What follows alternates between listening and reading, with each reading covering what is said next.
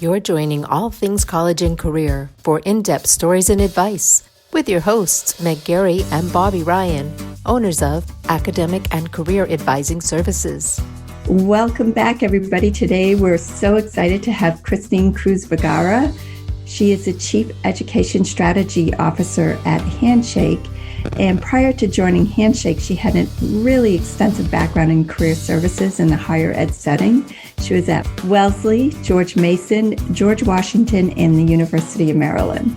And now a little bit about Handshake for anybody that doesn't know what Handshake is. It's the number one way students get hired. They discover jobs and internships for students at your school, receive direct messages from employers about new jobs and events, connect with alumni and other employees at organizations that interest you, get an inside look at employers and jobs with student reviews. And frankly, more and more universities are using Handshake. Over 1,200 universities using it now. It's just going to grow. It is going to be the premier, if it's not already, way for college students to access jobs out of college. What they say is Handshake is the only career site you need, and we tend to agree. Yeah, absolutely. So without further ado, let's just get on to our conversation with Christine. All right, let's do it.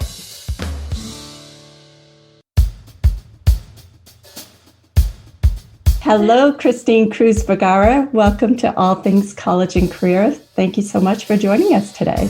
Thank you for having me. Hello, Christine. And where are we talking to you today? Talking to you from today. I am in San Francisco.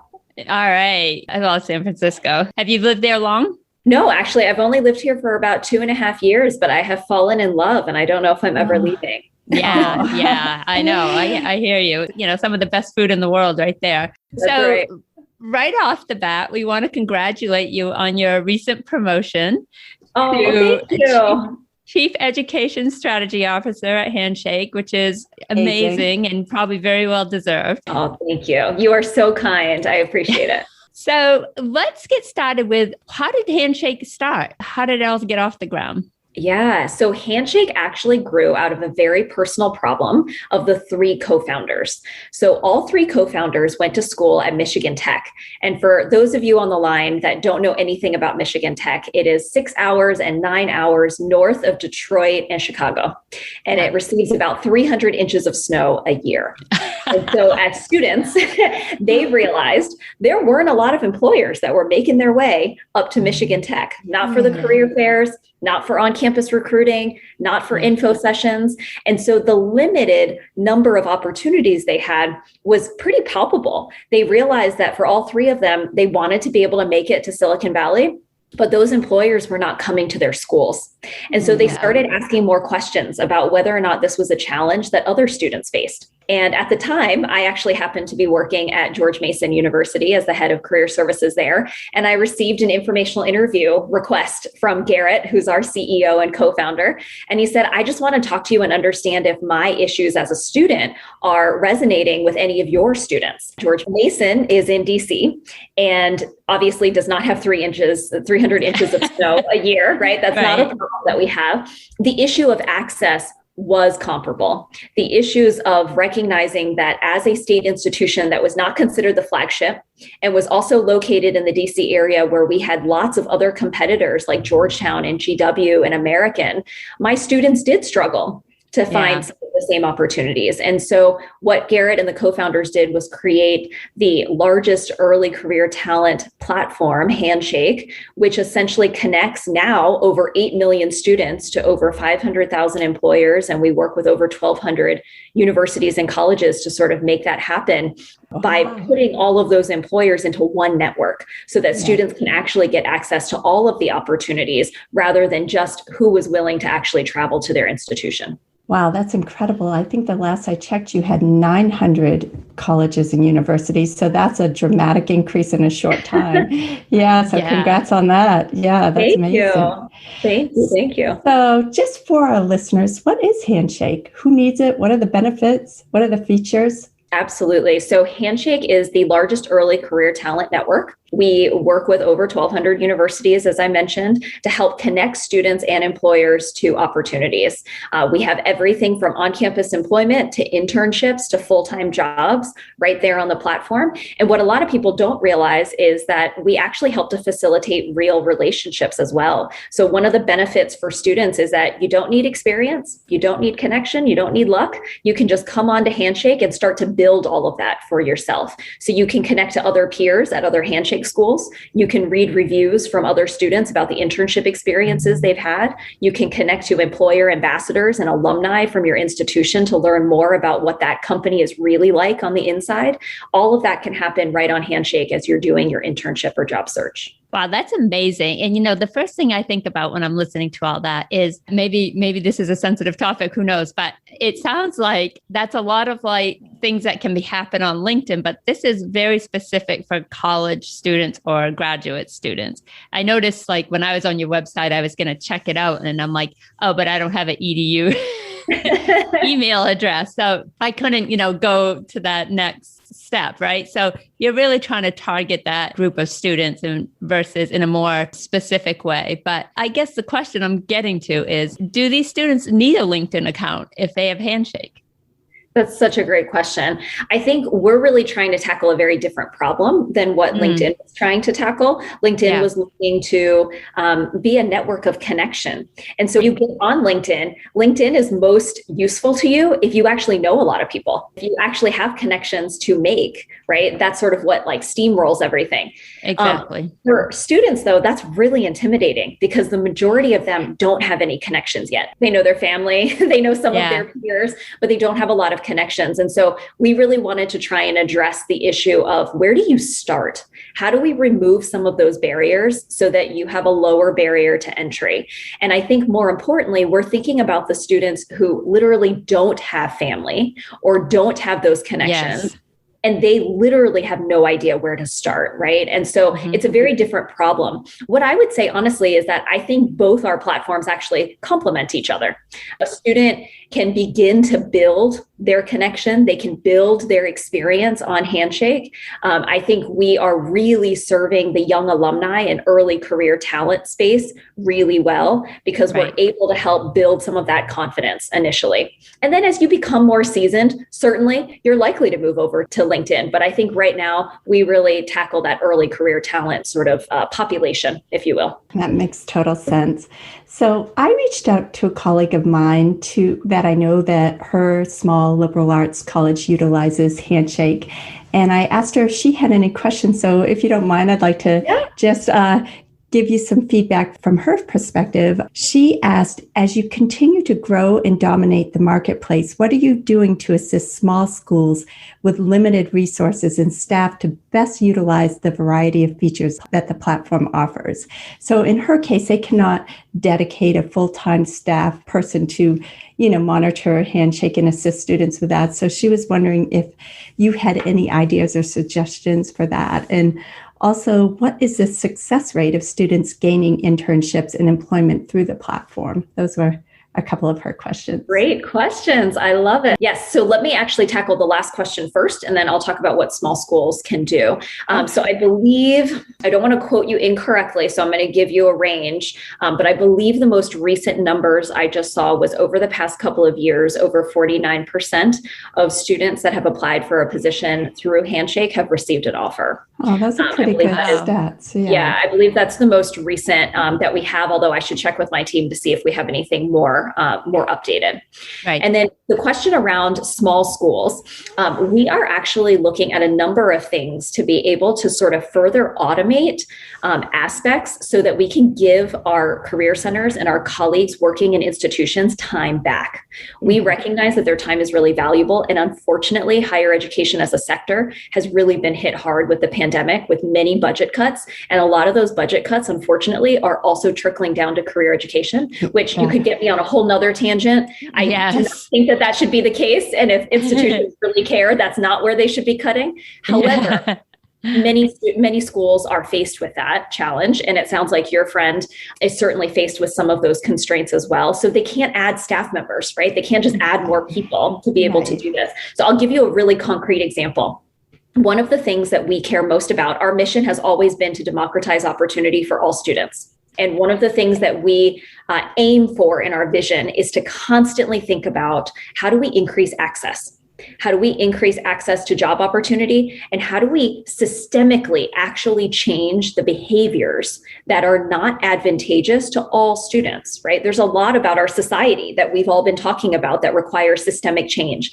And I think one of the things that makes me most proud about working at Handshake is that we are not just trying to create a product that if people want to use, cool, you kind of use it, but rather we're looking at how do we really create systemic change. The first step of systemic change was Handshake actually being created as a network, right? And so now the jobs and the employers are shared across schools, right? And that 5-6 years ago was really scary for a lot of schools. Initially, that seemed really shady. People were kind of cynical. Like, I'm sure.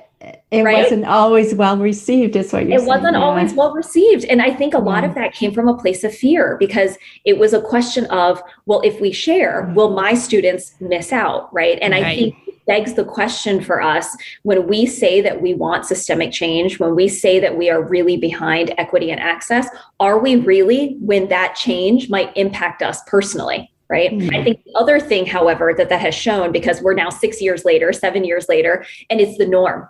Everybody loves it. Everybody has benefited. Every single school, no matter how elite or how not elite they were, has grown employer opportunities by over 2x or 3x before they joined Handshake. That's huge. So it's sort of that whole notion of like rising tide raises all boats, lifts all boats, right? It's true. When we're talking about equity and access, it is not a zero-sum game. And so going back to your friend's question, one of the things that we want to continue to think about is, how do we actually increase that access? And how do we do it in a way that is safe? How do we do it in a way that highlights our school's sort of expertise, but also in a way that meets the needs of our students and our employers? And so job approvals is probably one area that your friend spends an inordinate amount of time on. And I used to work in career services, as you all know. And I think that is one of the biggest wastes of time that somebody on your team could be doing, is approving jobs. When the reality is, most of our students these days, they're used to an open job opportunity, right? They're used to going to sites like LinkedIn where they can see everything. And knowing that there is liquidity, knowing that there are lots of opportunities, is actually what attracts them to go to some of those sites to search. And technology nowadays is strong enough that you can use automation, you can use recommendation engines, you can increase relevancy in order to make the most relevant opportunities based on a student's interests actually pop up for them. Right. And so moving forward, I would actually love to sort of like flip that on its head. Right. How do we actually get rid of not needing to waste time, precious staff time on something like that? And instead, maybe the staff are boosting or signaling the types of industries or jobs or employers or roles that they know through their own assessment that their students are interested in. And that helps to like boost it in terms of relevancy or recommendation, right? Like I think there are better ways that we could look at something like that. So that would be one example of the type of questions and problems we wrestle with at Handshake as we look into the future. And we think about, how can that help obviously small schools, but really it's going to help all schools. Everybody. Wow. There was so much there. So much information. I know, so much to unpack. Right. We get to unpack it from the beginning. So one of the things that you said that I loved was the idea of all the tides raise all boats. I'm fascinated that you were able to get the elite schools who had the best contacts to the industry to share those resources across the board. And yes, and it benefited them in the long run, but being able to get those schools on board, that was a big get for sure. So I guess, how did you do that? How were you able to convince them? Also a great question. Yeah. I have to give Handshake a lot of credit. I was not with the Handshake team at the time when all of this started. However, I was one of the early partners. And I think there are a couple of things that they have consistently done very, very well from the beginning. One is they were always clear about their vision and their mission, and they have never strayed from that. They were always consistent that this was about democratizing opportunity to all students. They were always clear that students first was a value that we held very near and dear to our hearts, and was how we would make decisions, because ultimately we are not useful to an institution if we are not paying attention to what is most useful to students. If students don't want to use this, what value do we actually have to anyone? Exactly. Right? Yeah. And exactly. I think that has not always been well received, if I'm being perfectly honest. I think some people would prefer to think of themselves as the priority rather than students as the priority. But I think Handshake has never strayed away from saying, you are an important partner. We share a common goal, but ultimately that this is what we are about. I think the piece about the most elite schools, what has really been important there is that even the most elite schools don't have all of the relationships. They don't have all of the partnerships nobody has all of everything. Nobody does. Yes, they need help too. And I think it was helping some of them understand how they were going to be able to benefit as well. How were they going to be able to help their students get better opportunities too? And then the third piece I would say to answer your question is they worked with some really forward-thinking leaders that were at elite schools. I'd love to call them out by name. Andy Chan, who's at Wake Forest still, Farouk Day, who's now at Hopkins, but was at Stanford at the time. And those two individuals showed their forward thinking, their innovation, and their desire to truly stand behind their words of, we care about all students. And so they took a risk. And I think it really paid off. But I think them taking that first step also helped others to feel more comfortable. And those are two big schools to kind of start paving the way. So kudos to them for taking that risk. Well, they probably had the vision and your story is compelling. It just makes sense. But, people are understaffed. And especially now, there has been layoffs in universities. And as you say, career services gets hit hard. But I think it was you and Farouk, the paper you wrote about how some of that burden can be lifted by shifting some of those services right into academia. So you're picking it up in the classroom and that way everybody, like you were saying, 100% of the students hear it, not just the ones that turn up at career services, which I love. So some of that is intended to lift the burden off career services, no? Yeah, absolutely. I mean, I think the reality is our student success is truly an institutional commitment, or it should be. And there are a lot of members of the institution that will play into students being ready for a career. The faculty, coaches, advisors, student affairs staff, and career centers. And I think the role of the career center as it continues to shift is you need leaders. You need a leader that's going to help coordinate all of those various stakeholders to actually bring a cohesive plan, a strategy sort of in place so that for a student, career is not just something that happens on the periphery or happens if you stumble across it, but rather is embedded into the daily life and experience. And I think, I have an 8-year-old, so it sounds a little bit crazy, but I believe that 10 years will pass before I know it. And he will also be off, right? Trust us, for sure. When I think about that, he has a mother that knows a lot about career services and knows a lot about career. And so I could certainly help him on the back end if he wants to listen to any of my advice at that point, right? But the reality is I hope he goes to an institution that cares so much about his success that they will actually think about who are the right people that need to sit at the table and who are we listening to and what feedback loops have we created so that we are actually staying on the pulse of what is happening in the economy, what is happening in the marketplace, and what kind of education are we giving our students to best prepare them for that. And I think that the insularity that we've sort of seen in higher education has to change. It has to shift. And I think COVID has really brought that to life. Absolutely. It's just, it's grown exponentially. Accelerated the need or demand. But I do want to just touch back. You mentioned democratization. That's something that really appealed to Bobby and I, and one of the reasons we reached out to you. We admire your work in that area, in that your true attempts to try to get everybody in the game, so to speak.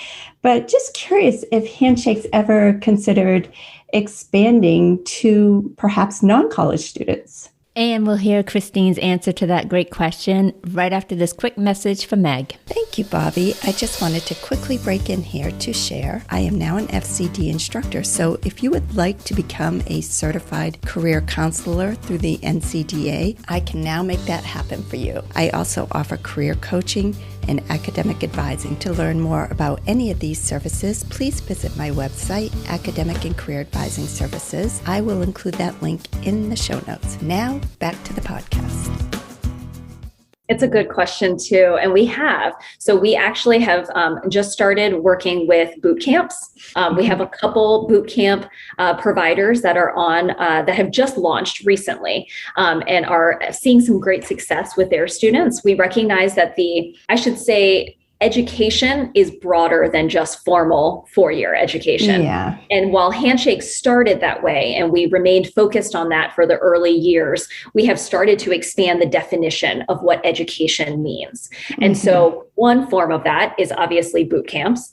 Another form of that is two-year institutions. We're hearing a lot in the news right now around how two-year institutions were hit quite hard with enrollment drops this past year, particularly our Black, Latinx student population, students coming from urban areas. Many of them were not able to. However, more recently, we've also seen articles saying that community colleges is really where a lot of the rebound is going to happen and is what's going to fuel a lot of our economic growth. And of course, we know that Dr. Biden as well is obviously a huge proponent of community colleges, and there's a lot of investment that's going into community colleges moving forward. So we are starting to expand our definition of education and sort of what that means. And I think as we continue to move forward, we'll also start to dabble in sort of the last mile skill space and start to think about how we can also be helpful to candidates and to individuals that are seeking employment that might fall outside of sort of the most traditional norms. Right. Just sort of tying in with that, your work in areas of access, not only at the university level, but now everywhere. That's awesome. I love that. Okay. So I'm curious, how can students best use Handshake to really narrow in on the specific work they want to do and for the specific companies they want to work for? I think one is take advantage of the fact that your career center is connected to Handshake. If you haven't already made an appointment, make sure you do, and make sure you're working with someone who can be a sounding board, who can help you really make sense of all the information that's coming at you. There's a lot of noise out there. Yeah, exactly. So to be able to cut through it and really get to the core, I always believe that working with somebody, that's really important. I actually think that's one of the most, in some ways, unique pieces of Handshake. We might be a tech company, but we're not trying to replace human connection. We're actually trying to scale it, right? We're actually trying to use technology to scale that and to sort of almost put armor, like special superpower armor on all of our career centers and our institutions to make them even more effective at sort of what they do. So number one would be, if you haven't already taken advantage of career services, do it. Because right now, while you're a student, it's free. When you graduate and you decide to use a career coach, that's not free anymore. Yeah, right. So definitely make sure you're taking advantage of all of that. The second thing is talk to other peers. So you can connect with a lot of other individuals on Handshake besides your career center as well. You can talk to peers, you can talk to ambassadors, you can talk to employers. That's really helpful sometimes to literally hear, what are you doing? What does that role actually mean? You're a success manager. What does the day-to-day actually look like? Oh, you're an analyst. What does that mean? Right? And you can ask those questions, which start to help you parse through, what is it that I actually liked? And what don't I like? Or what do I not know enough about that now I need to go do more research on? I think is super helpful. We also have something in Handshake called job role pages, which allows you to actually get more information about a particular job role, like consultant, for management consultant, for example. What does that really mean? What does that look like? What are the salary ranges? Where are the students going to get those opportunities? Where are the geographic locations where you might find the most of that type of job role, right? Sometimes a lot of that information can be really helpful too, as any student is thinking through, what are the values that are most important to me as I head off from college? Do I really care about where I live? Is that actually super, super important? Do I need to make a certain salary because I might need to support my family or send money home? Right. Or do I have the privilege to be able to go for something that I just feel really interested in, really passionate about? Those are all various pieces of information that I would encourage students to kind of think through.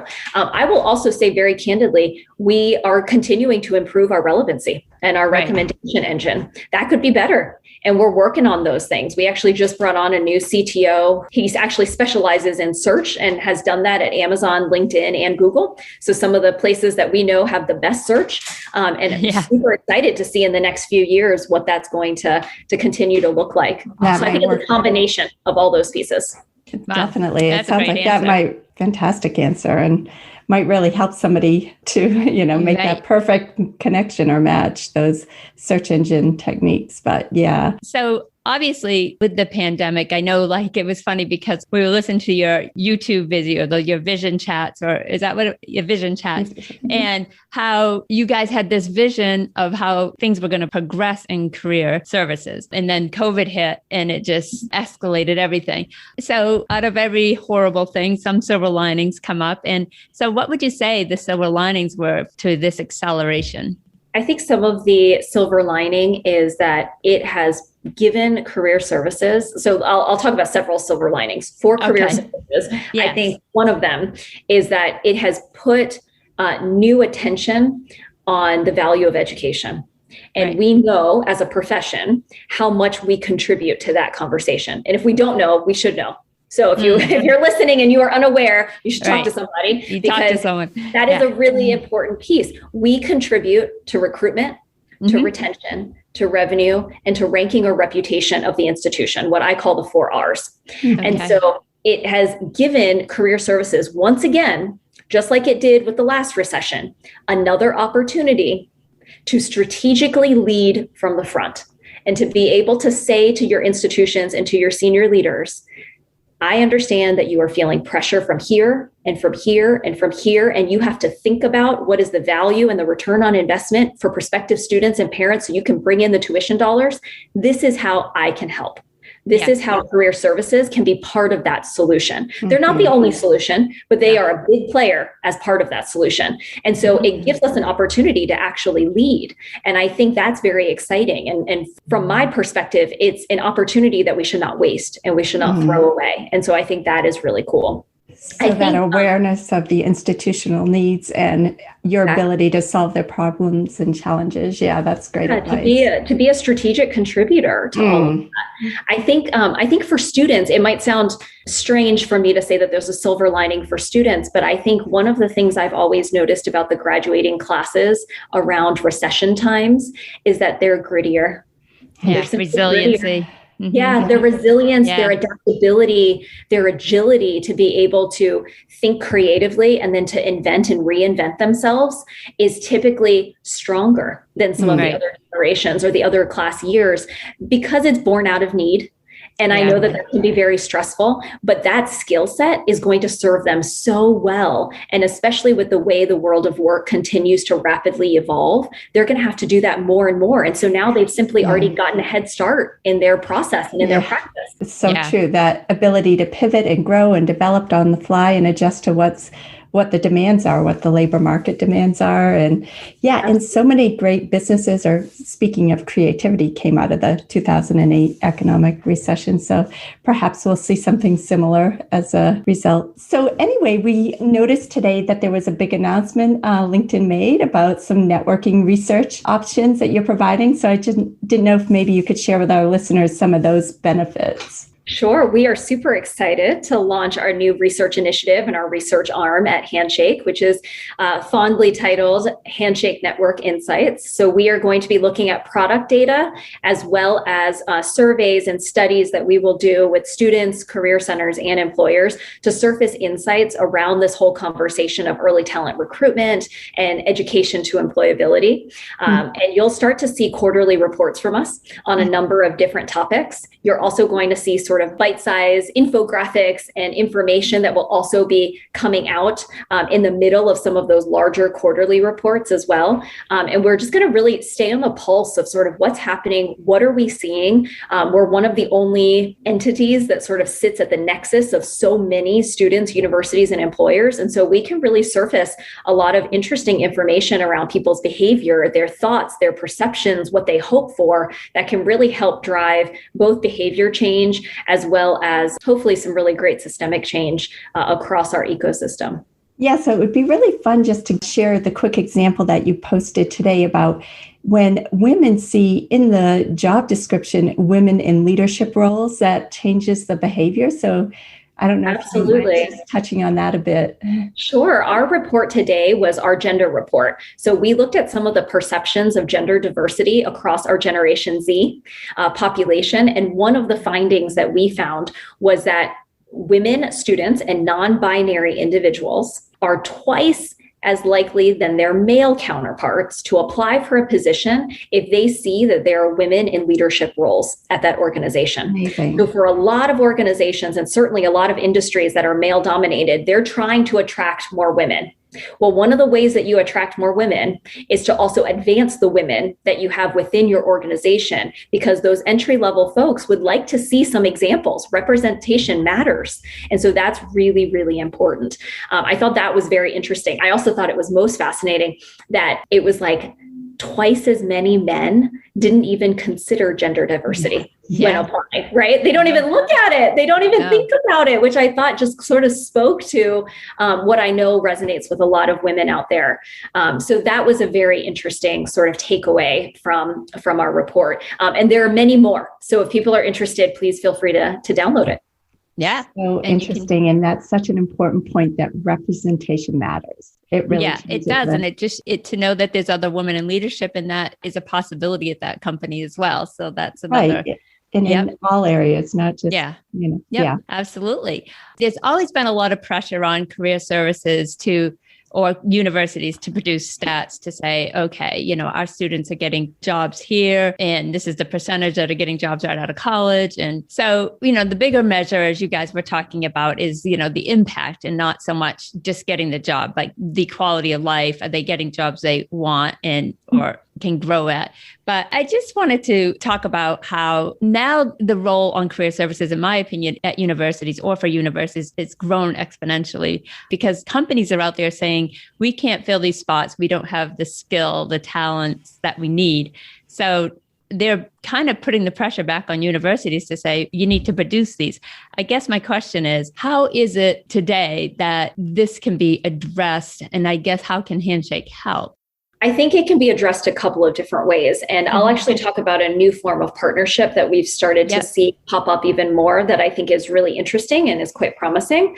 More employers are recognizing that if there is a skills shortage of some of the types of skills that they're looking for, they are partnering with institutions to actually offer classes and short programs, right? Micro credentials around some of those things. We've seen Netflix do it. We've seen Amazon do it, right?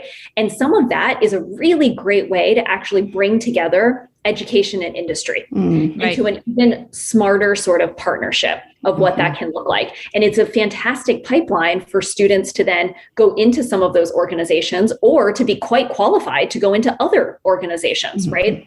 And I think we hopefully will see more of the sort of public-private partnerships sort of happen with institutions, especially with companies who have the money, who have the opportunity to be able to do some of those things. I think Handshake's role in that too is really around the skills piece. So as we move forward into the future, we're certainly starting to ask a lot of questions around where might we, as our ecosystem and our scale is so large, where might we be the most useful? Is it in helping students to identify what skills they might be missing based on the job descriptions and the types of opportunities that we see on our platform? And then perhaps maybe helping to direct them to places where they can gain some of those skills. Many of the institutions that we partner with offer courses or offer short programs on some of these things, in addition to boot camps or other places. But I don't know that students necessarily always know that that exists or where they should go for that. So we're already a marketplace. How might we be able to help students identify their gap and then actually fill that gap, right? And then, of course, we are the place where students would then identify and showcase that they now have this skill so that employers can actually search for them. Those pieces are already built into our system. That's already happening. So how do we amplify that more? So I think for us, that is really where we would like to focus a little bit more time and energy as we move into the future, to sort of see how do we help with that component so that it really is a partnership across all parties versus just one or the other. There you go. That. And you're solving a big problem with that, mindset, thinking ahead. That's huge. Perfect way to grow. But hey, just wanted to touch a little bit. So obviously you've had an extensive work history in career services. Just curious, what about your past sort of got you into this line of work? It seems like you must be driven by something. Wow, that is a fantastic question. so I definitely fell into both student affairs as well, which is so typical, right? Yeah, so typical. It's like exactly what you hear from. And nobody is 5 years old and goes, "I want to work in a career." Like nobody says that. Nobody says that. Yeah. So I would say what initially drew me to career services was honestly the supervisor that I would have a chance to work with. And I think that actually speaks to what drives me a lot in my work, which is people, and who I will get a chance to learn from, who I will get a chance to serve, who I get a chance to work with makes a really big difference for me. And I don't know that I knew that when I was an early professional. When I was a young professional, I think I dabbled on the edges of sort of recognizing that, but I don't think it was until I had a few positions under my belt that I realized what a difference that made for me in terms of my motivation. The other thing I would say that has driven me is I remember very distinctly writing a graduate school paper. I think it was actually to get into grad school. It was like your goal statement. And everybody, typically writes something about like, I aspire to be a dean of students, or I aspire to be a VP one day, that sort of thing. Right. And I said to my advisor at the time, I was like, I can't write that because I don't actually aspire to those things. Like, I don't even know what those things are. Like, I'm unclear what a VP does. Like, I don't actually know. And, that's also the story of a first gen student, right? You've heard that before too. And I said, so what I wrote in my paper was, I aspire to make a difference in the life of at least one person. And if I am always doing that, then I will feel fulfilled in sort of whatever my role is, whatever position I have. And I think that has held true for me in all of the positions I've held. And I realized over time that I could actually scale that impact and scale that difference, which was really exciting. But I don't think I initially went into it thinking that. Wow. It's interesting you say that, because they say that a lot of successful people, if you ask them the source of their success, they'll say they stick to their values, they'll stick to their core beliefs. And that's obviously been true for you. So yeah, that's inspirational. Thank you. Oh, thank you. Yeah. We certainly consider you a leader in this space and somebody we highly respect and admire. Who do you look up to? Whose opinion or work do you value in this space? Certainly. Well, first off, thank you. I'm very flattered and honored. So thank you so much. I look up to several individuals. So first and foremost, Farouk Day, who you all know I've co-authored and presented with. He is not only a dear friend, but a dear colleague and a dear mentor. He is someone who entered my life early on in my career and saw potential in me, has always seen potential in me before I could see it. Has always seen capability in me before I could see it. And I am so impressed with his poise and with his eloquence and with his vision of what is possible. Yeah. I love his conviction and his courage to say things that I know don't always resonate with folks because it is different from our norm. And it's different from what we're comfortable with. But I appreciate that he's always willing to stand behind sort of what he believes. So he is someone that I deeply look up to. Another individual that I look up to is Andy Chan, who I also mentioned earlier on this call. Andy is just a remarkable individual. He comes with not only a career services background and education background, but also a business background. And I think it makes him so special in the way that he runs his offices, in the way that he's run his division, in the way that he has carried himself as the first vice president for career at any institution long before it was popular. And it's really been incredible to see him pave the way forward. And I think his strategic business sense and business acumen is one of the things that makes him stand out the most in terms of how he approaches a problem and how he implements very tangible deliverables to really show impact. And I think, quite frankly, education, I know a lot of people would disagree, but education is a business, and career services is a business. And it doesn't mean that you're not serving students or that you're not mission driven. In fact, you can be both of those things at the same time. And I think Andy has proven that is possible, to be able to really merge. It's amazing. So those are definitely two. I mean, I have so many individuals: Garcia from University of Miami, Joe Testani from University of Rochester, Jennifer Bazil at UC Santa Cruz. There's so many individuals, Rose Nakamoto, but I will save you from my laundry list. Well, those are two great names for sure. Yeah, and more. Yeah, definitely. So what do you think, Bobby? Do we have time for... We're trying to be cognizant of your time, Christine, because we know that you had an hour, so we don't want to cut into it. But we also end our podcast with a series of rapid fire questions. Okay. Because they're fun and they're easy and never rapid. So yeah, never rapid. Never rapid. Don't know why we got that. I say that every time. I'm like, should we change that name? Like slow fire. Okay. Slow fire, yeah. So slow fire. Can you drive a stick? Yes. Woo! That's a lost art for a lot of people. I mean, we had to grow up with stick shifts in our household because that's all we had. But yeah. I can, and I love it. yeah, I know. Me too. It gives you power, right? You feel like you're in control. We have to tell the quick story about our sister Patty. She was asked at her job. Someone's car was somebody was trying to make a delivery, and someone's car was blocking, and she was asked to go out and move it. And they handed her the keys. And she's like, sure, no problem. She got out there and it was an automatic and she didn't know how to drive it. She's like, how do you drive these things? Yeah, what are you supposed to do? Anyway, okay. Best Girl Scout cookie. Samoa. Yeah. Samoa. I think it's Samoa. Yep. Yeah. Samoa, right? Yeah. I mean, for me, it's Thin Mint because if there's no lot, chocolate has to be the main ingredient. Okay. All right. Teenage heartthrob. Oh, that's actually a really hard one. I can't. I can give you a middle school one. I can give you a middle school. When I was in middle school, I think it was JTT. I don't even remember his full name anymore, but that was he was on like Home Improvement and like, Yes. Yep. I know who you're talking about. Mine was Rob Lowe. I'll tell you right now. Okay. Would you skydive? Yes. Wow. No hesitation. Yeah, none at all. Yeah. Now, I had said yes until I had kids, and then it was like no. But now that they're older, I'm like kind of yes again.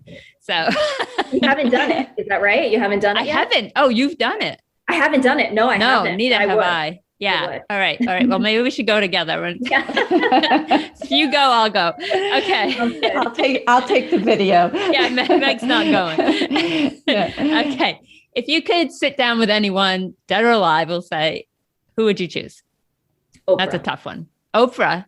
Yeah. Oprah. Well, actually, I have two people. I'm really bad at choosing just one. Oprah. That's okay. And Michelle Obama. Michelle Obama. Yeah. Oh my gosh. That's been a popular response to that question. Barack question. Obama is our most popular response to that question. I don't ask that every week. I just, randomly ask it. But Barack Obama and we have had Michelle Obama too, but I think you're our first Oprah, but I see why. Who doesn't? I love Oprah. Oh my gosh, she's just like, she has to be the best conversationalist. Like I used to imagine it would be such fun questions and conversation and like digging into her experience. Oh, I just know. Think it would be such a ball. Who hasn't she spoken to, right? Right. I know. Yeah. Okay. What was your first job? I was a waitress at a retirement village. Okay. So it was like, I don't know if you all are familiar with Green Spring Retirement Village. It was very big. It was a big company out in like Virginia, DC area. Mm-hmm. And so all of the residents lived kind of on site and they all went to the dining room every evening for dinner. And we had a set menu. So you honestly didn't really have to remember much about the menu because there weren't very many choices. And you brought them like pretty much the same meal almost every night. So that was my first job. Not a bad job. And probably the biggest challenge was the dietary restrictions. Or but kind of, still like in the service, helping others. I like that. Yeah. All right. Can you sing or play a musical instrument? No, sadly, I cannot. All right. That's good because if you had more talent, I was going to have to. we'd have to cut it off right here. I would have to say, that's it. You got to draw the line somewhere. I mean, if you can do it all, I quit. No. Yeah. Okay. All right. Since you don't have this talent possibly, but if all of a sudden you had the talent to compete in the Olympics, what event would it be? Does it have to be an existing sport? I was thinking in my head, yes, but gosh, if you can come up with a new one, I like that. That might even be better. Well, let's see. Okay. So I would, if I were so good, I would love to do downhill skiing. Ooh. That would be a really fun sort of sport to compete in. I love watching the skiers. I do ski, but I'm not that good. Like nowhere close to that good. No, not even close enough to like comfortably go down a black. Okay. So not that good. But I have a good time. Right. And it would be really cool to be able to do that. But no, I was jokingly thinking like, I'm a really good sleeper. I'm fantastic at sleeping. And if that could be an Olympic sport, I would win. Like, I really think I would do such a good job. I can sleep like in a second. If you suddenly told me to go to bed, I could be asleep in probably 2 minutes. Wow. And I can nap anytime. Wow. And anywhere. Anywhere. Yeah, that's Meg's husband. Scott. Yeah. He is the same. Like, I don't know, everywhere we go, like we were on a boat to Nantucket and, you know, people are walking around and it's crowded. And there was this like 4-foot section of bench that he found and he was out like that. I mean, just out, you know? So, and it was hard as a rock. So yeah, that is a great talent. And that should be an Olympic sport. I think so. Like, how many hours are we talking a night? Like, oh, well, okay. So my preference, if I had it my way, I would love to sleep anywhere between 8 to 10 hours every night. That would be my ideal. I do not get actually that much sleep. So I hover somewhere between 7 to 8 hours a night, which is, I think, fairly normal. But I keep trying to get us close to like a solid 8, if possible. 8 to 9 would be like great. And it's a great day when you get up to that 10, like, yes. Yeah. It's like, yeah. This is the best day ever. Okay. If you could eliminate one thing from your daily routine, what would it be? Eliminate one thing from my daily routine. Gosh, I like my daily routine. Well, you might not eliminate anything. Okay, so maybe loading the dishwasher. I don't know. One small thing would be I would try and train myself to scroll a little less on my phone. I'm pretty connected to my phone. And so I recently have put up you can do this little reminder on Instagram that tells you like when you've been scrolling for a certain amount of time, like a little alert pops up. Like enough. And then you actually have to click on it to like get it to go away. Wow. So I set my limit daily for 30 minutes. Yeah. And once I get the 30-minute message, I don't look anymore. But I've lessened it, but I would actually love to lessen it more because the reality is it's really not a great use of my time. And I could be doing better things. So getting sleep. Yeah. So that could have been a solid 30-minute nap right there. Yeah. Well, that's actually a great thing to set. I mean, that's a good strategy. And Trust me. how do you eat an elephant one bite at a time? Maybe go from 30 to 25. Yeah, right. Exactly. Ease off. Okay. Last one. Worst style choice you ever made? Had to be the bangs when I was in elementary school. You had like the big bangs with like the hairspray where your like went up. Those bangs. Yeah. I mean, and you would like shellac it with hairspray. You'd be out in like 30-mile-an-hour winds and nothing like that. Yeah, that was never a good choice. Those were not. I know. What were we thinking during that time? Because I remember the bigger the better. I had the perm, and you'd scrunch it up, and you keep scrunching it. Yes, I also had a perm, and as you can imagine, that didn't look good on me. So that would be another one. Like I had a lot of poor hair choices. Yeah. I mean, I thought they were good hair choices at the time. Looking back. For the listeners that cannot see Christine, she looks beautiful today. So yes, absolutely beautiful. Yep. Thank you. Okay. Well, that was it. You made it through the gauntlet of rapid fire questions. Sometimes we have guests on and we say, we're going to do a rapid fire session. They're like, no, I promise they're going to be easy. It's just kind of fun to get to know someone outside of their work and what they do, Totally. Anyway. I love it. So thank you, Christine, for joining us today. It was such a pleasure to have you on. And I'm so glad you were able to share with our listeners all the benefits of Handshake. And I think you did an amazing job of conveying that information today. So I think that our listeners will find that really useful. And thanks again for coming on. Oh, thank you so much for having me. This was such a pleasure. It was so fun. I love the dynamic the two of you have as well. This was great. Thank you, Christine, for coming on. And it's exciting to see what Handshake is going to be doing. And I'm excited to see what your new CTO brings in. And I think they can't go wrong with you at the helm of the education. So. Absolutely.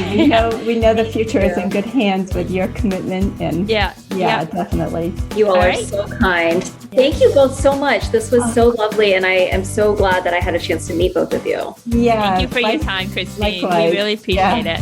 Have a great day. Take care. Too.